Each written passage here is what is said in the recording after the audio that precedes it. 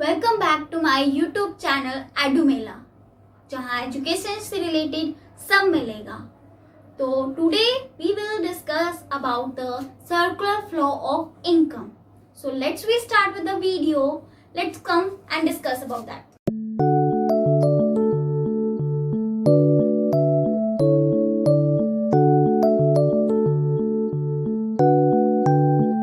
तो चलो, आज आपको पता है वैसे हमारा टॉपिक क्या है, circular flow of income. Macroeconomics का यूनिट फर्स्ट का first sub unit circular flow of income. तो चलो पढ़ते हैं क्या होता है circular flow of income. Circular flow of income यानी कि इनकम का फ्लो होना। तो it refers to cycle of generation of income, यानी इनकम जहाँ ये एक साइकिल होती है इनकम जनरेशन की in the production process. It's distribution amongst the factor of production और डिस्ट्रीब्यूशन, यानी कि इसका जो डिस्ट्रीब्यूशन होता है वो हमारा फैक्टर ऑफ प्रोडक्शन में होता है। हमारे फैक्टर ऑफ प्रोडक्शन में क्या आता है? Land, labour, capital and entrepreneur. Entrepreneur का मतलब business. And finally it's circulation from household to firm. और इसका जो सर्कुलेशन होता है वो हाउस होल्ड से फर्म तक होता है in the form of consumption expenditure.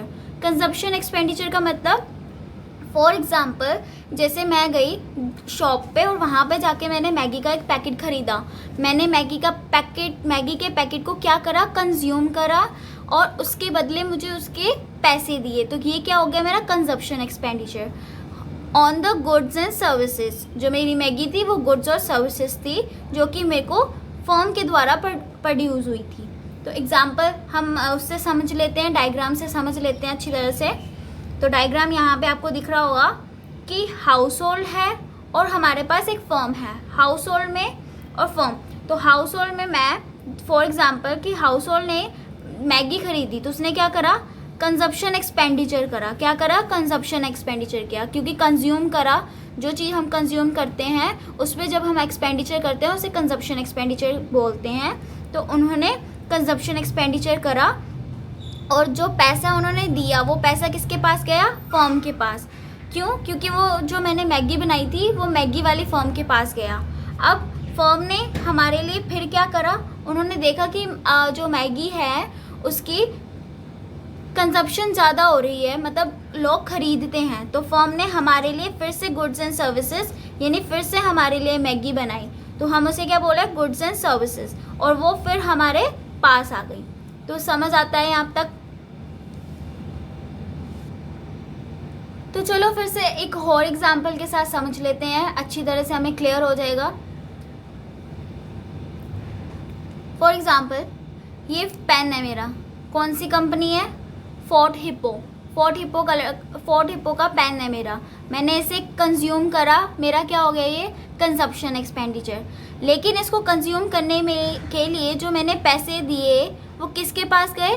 Firm के पास। और फर्म को ये पता हो गया कि जो फोर्ट हिप्पो उनकी कंपनी का जो पेन है वो कंजप्शन में आ रहा है, जो कस्टमर हैं वो कंज्यूम कर रहे हैं, तो वो हमारे लिए और इस वैरायटी के पेन बनाएंगी। तो इससे हमारा ये क्लियर हो जाता है कि मैंने उनका कंजप्शन एक्सपेंडिचर करा, मैंने उनका सामान खरीदा और उन्होंने देखा कि ये सामान में बहुत बढ़ोतरी हो रही है, डिमांड हो रही है उसकी, तो वो सीधा उन्होंने गुड्स एंड सर्विसेज बनाना शुरू कर दिया। और वो किसके लिए बनाना शुरू कर दिया? हाउस। चलो एक अनदर एग्जाम्पल ले लेते हैं। जैसे ये फर्म है, फर्म ने पेन प्रोड्यूस करा और मैं हाउस होल्ड हूँ, मैंने इस पेन को खरीद लिया तो ये क्या हुआ? मेरा कंजप्शन एक्सपेंडिचर। मैंने इसको कंज्यूम करा और जो मेरा पैसा खर्च हुआ उस पर, उसे हम कंजप्शन एक्सपेंडिचर बोलते हैं। और मैंने ये इसे खरीद लिया। अब ये कंजप्शन एक्सपेंडिचर फर्म की जाके क्या बन गई? इनकम बन गई। उस इनकम से फर्म ने फिर से इस पेन को बनाया और फिर से वो हाउस होल्ड के लिए बनाया कि वो उन्हें ख़रीद सके, और फिर से कोई ना कोई आया और फिर इस पेन को ख़रीद लेगा, और फिर वो उनकी कंजप्शन एक्सपेंडिचर बनेगी, फिर फर्म गुड्स एंड सर्विसेज बनाएगी, फिर ये हाउस होल्ड कंजप्शन एक्सपेंडिचर। तो ये प्रोसेस लगातार चलता रहता है। ये जो साइकिल है ये हमारी लगातार चलती रहती है, जो कि हमारी इनकम जनरेट करती है फर्म की। तो नेक्स्ट है हमारा phases of circular flow of income. Circular flow of income, इसमें 3 फेजेस होते हैं। First production phase, second income phase, third expenditure phase. Production phase में हमारी जनरेशन ऑफ इनकम होती है, इनकम जनरेट होती है। सेकंड इनकम फेज में हमारा डिस्ट्रीब्यूशन ऑफ इनकम होता है। थर्ड एक्सपेंडिचर फेज में हमारा डिस्पोजिशन ऑफ इनकम होता है। तो चलो इसे अच्छी तरह से समझ लेते हैं। Generation of income, generation of income से थोड़ा सा आइडिया हो रहा होगा कि हाँ हमारी इनकम जनरेट हो रही है। इन this phase firm produce goods and services with the help of factor of production. क्या फैक्टर ऑफ प्रोडक्शन है? Land, labour, capital, enterprises. Enterprise को हम बिजनेस बोलते हैं। तो फर्म प्रोड्यूस करती है गुड्स एंड सर्विसेज को लैंड, लेबर, कैपिटल की मदद से। तो ये हमारा उसकी मदद से करती है, तो ये हमारा इनकम जनरेट करता है। ये हो गया हमारा generation of income. Second point, distribution of income. This phase involve flow of factor income. Flow of factor income मतलब कि जो ये हमारा फैक्टर ऑफ प्रोडक्शन से लैंड, लेबर, कैपिटल, एंटरप्राइज उनको पैसा देने में, लैंड में हम क्या करेंगे? लैंड को क्या देंगे? रेंट देंगे। लेबर को क्या देंगे? वेजेस देंगे। कैपिटल में क्या आएगा? हमारा इंटरेस्ट आएगा। जो अकाउंट्स के बच्चे हैं उन्हें अच्छी तरह से पता होगा कि कैपिटल में इंटरेस्ट आता है, और जो इकोनॉमिक्स तो दोनों के पास होती है, आर्ट्स और कॉमर्स के पास। बट आर्ट्स वाले बच्चों को सिर्फ ये पता होना चाहिए कि जो कैपिटल है उस पर इंटरेस्ट आता है। एंड प्रॉफिट, जो बिजनेस होता है वो ऑब्वियसली प्रॉफिट के लिए ओपन करा जाता है, तो बिजनेस पे profit from the firm to household. Firm को मिलेगी हाउस होल्ड से इनकम। तो हमारे ये समझ आ जाता है कि हमारा जो इनकम है डिस्ट्रीब्यूशन, वो हमारा किस फॉर्म में जाएगा? Rent, wages, interest and profit के बेसिस पे। ठीक है। नेक्स्ट पॉइंट है हमारा consumption of income. Consumption of, next point third point है जैसे कि consumption of income. In this phase income receive by factor of production are spend on goods and services. यानी कि जो हमारी इनकम रिसीव होती है फैक्टर ऑफ प्रोडक्शन से, लैंड, लेबर, कैपिटल, एंटरप्राइजेस से, उसको हम गुड्स एंड सर्विसेज बनाने में क्या कर देते हैं? खर्च कर देते हैं। तो ये तीनों पॉइंट बहुत इजीली समझ आ जाते हैं कि जनरेशन ऑफ इनकम में क्या होता है कि हमारा जो फैक्टर ऑफ प्रोडक्शन है वो हमारे लिए गुड्स एंड सर्विसेज प्रोड्यूस करते हैं, और उनके गुड्स एंड सर्विसेज प्रोड्यूस करने के बाद हमारी इनकम जनरेट होती है, जिसे हम डिस्ट्रीब्यूशन ऑफ इनकम बोलते हैं। और वो जो इनकम जनरेट होने के बाद हम उसे डिस्ट्रीब्यूशन ऑफ इनकम कर देते हैं rent, wages, interest and profit के बेसिस पे। और फिर उसके बाद हमारा कंजप्शन ऑफ इनकम आता है। इसके फेस में क्या होता है? इनकम हमें रिसीव होती है फैक्टर ऑफ प्रोडक्शन में, जो कि हम फिर से उसे स्पेंड कर देते हैं गुड्स एंड सर्विसेज बनाने में। तो ये हमारा जो फ्लो है वो चलता रहता है। तो नेक्स्ट है हमारा types of circular flow of income. Types of circular flow of income, ये दो तरीके का होता है। इसके 2 types of circular flow of income, real flow of income and nominal. तो रियल फ्लो ऑफ इनकम के हमें दो नाम होते हैं, हम इन्हें दूसरे नामों से भी जान सकते हैं, जैसे कि रियल फ्लो हो गया, फिजिकल फ्लो हो गया, प्रोडक्ट फ्लो हो गया। तो प्रोडक्ट फ्लो आ जाए पेपर में, या फिजिकल फ्लो आ जाए, या रियल फ्लो आ जाए, तीनों का मीनिंग एक ही होता है। You get my point. Nominal flow second type है हमारा नॉमिनल फ्लो। नॉमिनल फ्लो को एक और नाम से जाना जाता है जिसे बोलते हैं हम मनी फ्लो। और पेपर में हमारा अगर नॉमिनल फ्लो के अलावा हमें मनी फ्लो दे दिया जाए तो हम ये समझ सकते हैं कि नॉमिनल फ्लो और मनी फ्लो दोनों एक ही हैं। तो there are two types, real flow and nominal flow. Main points ये याद कर लेना। तो रियल फ्लो क्या होता है? Flow of goods and services, कि गुड्स और सर्विसेज का फ्लो होना from firm to household, यानी फर्म से गुड्स और सर्विसेज का फ्लो होना फर्म से हाउस होल्ड में रियल फ्लो कहलाता है। Flow of factor services from household to firm, factor services from household to firm real flow कहलाता है। मतलब अब हम इसे अच्छी तरह से समझ लेते हैं। फर्म ने गुड्स एंड सर्विसेज बनाई, ठीक है, और हाउस होल्ड ने उसको खरीदा और उसको फैक्टर सर्विसेज दी, प्रोवाइड करवाई। तो ये हमारा क्या हो गया? Real flow. समझ आता है? तो नेक्स्ट पॉइंट पढ़ते हैं। नेक्स्ट पॉइंट है हमारा मनी फ्लो। मनी फ्लो क्या कहता है? मनी फ्लो को दूसरे कौन से नाम से जाना जाता है? Nominal flow. Very good. Flow of factor payment from firm to household, flow of factor payment, firm से हाउस होल्ड पे गई हुई जो उन्होंने क्या बनाया था? गुड्स एंड सर्विसेज, ठीक है। फर्म ने अब क्या करा? फैक्टर पेमेंट करी हाउस होल्ड को, और हाउस होल्ड ने क्या करा? Consumption expenditure. याद आया कंजप्शन एक्सपेंडिचर क्या होता है? पढ़ा था ना हमने पहले। तो वही कंजप्शन एक्सपेंडिचर करा और उसके बदले फर्म ने उन्हें क्या करा? Factor payment. देखो फैक्टर पेमेंट का मतलब जो हमने हाउस होल्ड से फैक्टर सर्विसेज तो ले ली थी, किस पे ली थी? रियल फ्लो पे ली थी ना फैक्टर सर्विसेज। तो उसको सर्विसेज लेने का पैसे भी तो देने पड़ेंगे, तो इसीलिए ये हो गया हमारा फैक्टर पेमेंट। फॉर एग्जांपल आप मेट्रो में घूमने जाते हो, मेट्रो में घूमने गए, फ्री में जाते हो क्या? पैसे देते हो और वो कहता है लो भाई टिकट ले लो और यहाँ पे चढ़ जाओ और भग जाओ, जहाँ जाना तुमने जाओ। तो उसी तरह से हाउस होल्ड ने रियल फ्लो में इन्हें फैक्टर सर्विसेज प्रोवाइड करी थी, उसके बदले फर्म ने इन्हें क्या कर दिया? फैक्टर पेमेंट कर दी कि हाँ भाई तुमने मुझे सर्विस दे दी है और पैसे ले लो उसके।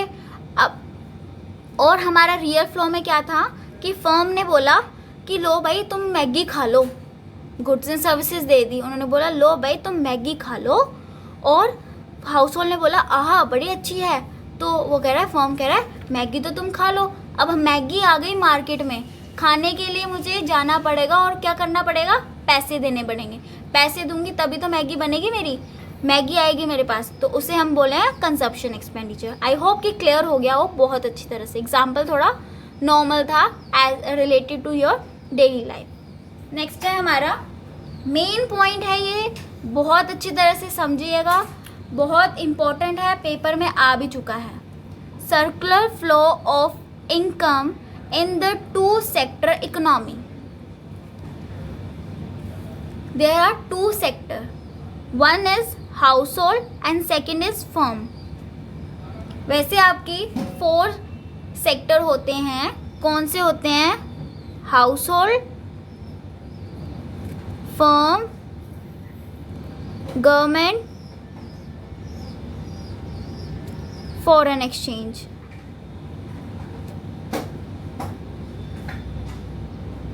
गवर्नमेंट और फॉरेन एक्सचेंज सिलेबस में नहीं है, तो हम सिर्फ हाउस होल्ड और फर्म का ही पढ़ेंगे। तो पढ़ते हैं क्या है बात। Household, they are owner of the factor of production. Factor of production याद आ गया होगा आपको, land, labour, capital and entrepreneur. तो जो हमारा हाउस होल्ड होता है वो ओनर होता है फैक्टर ऑफ प्रोडक्शन का। Consumer of goods and services, और क्या होता है? कंज्यूमर होता है गुड्स एंड सर्विसेज का। जो भी हमारी फर्म गुड्स एंड सर्विसेज हमें बनाकर देती है, हम उसे खरीद लेते हैं, consumer, as a consumer. Okay. Firm, they are producer, ये प्रोड्यूसर होते हैं जो कि प्रोड्यूस करते हैं क्या? गुड्स एंड सर्विसेज को। तभी तो हम खरीदेंगे, अगर ये प्रोड्यूस नहीं करेंगे, मम्मी रोटी नहीं बनाएंगी तो हम खाएंगे कैसे? तो इसीलिए प्रोड्यूसर अगर गुड्स एंड सर्विसेज ही नहीं देगा तो कंज्यूमर कैसे कंज्यूम कर पाएगा? Next point, hire the factor of production, sorry यहाँ द आएगा, hire the factor of production, ये फैक्टर ऑफ प्रोडक्शन को हायर करता है। क्या है फैक्टर ऑफ प्रोडक्शन, फिर से लिख देते हैं लास्ट टाइम, ये आपको मैं इसीलिए बार बार बता रही हूँ कि भूलिएगा मत, अगर भूल गए तो बहुत बड़ी दिक्कत हो जाएगी। कैपिटल और क्या था, वेरी गुड, एंटरप्रेन्योर।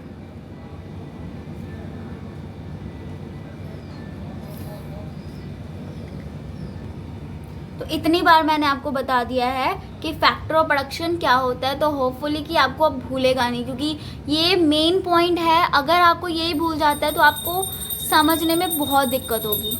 तो एक डायग्राम में समझ लेते हैं, बहुत बढ़िया तरीके से समझ पाएंगे और मज़ा आएगा इसमें। अब इसमें क्या था, 2 सेक्टर थे। कौन से 2 सेक्टर थे, there are 2 sector, household and firm. Okay, it means there is no government, no foreign exchange.